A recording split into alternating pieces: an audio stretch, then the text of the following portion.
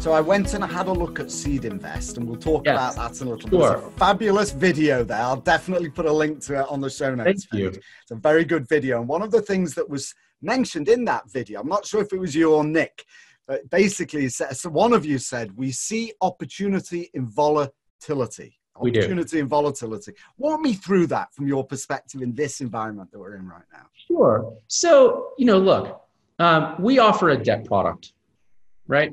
That's very different from an equity product, right? If you're an equity holder in a time like this, you're in the first loss position.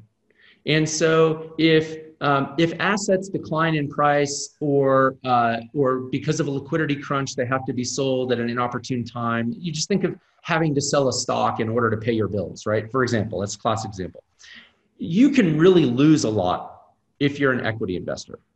By the way, as an equity investor, if you are buying at the bottom in real estate or any other category, you can gain a lot. And so that's one form of opportunity and volatility. Here's another one.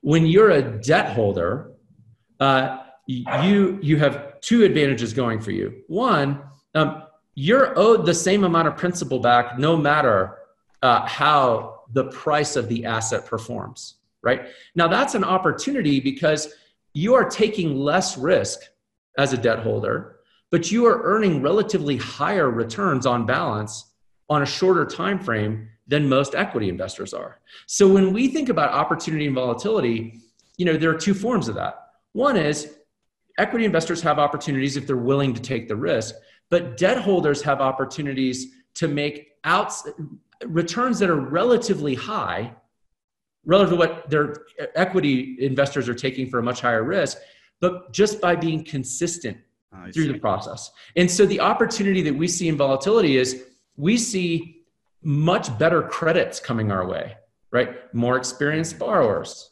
We see much better collateral coming our way. We see our borrowers who are the equity holders getting to buy for depressed prices and then making more profit, and therefore helping us make loans that are fundamentally more secure. So people kind of misunderstand. They think, oh, volatility is scary and that's bad. And that may be true if you're an equity holder who needs liquidity, but it's great if you're a lender, right? It's great if you're a lender.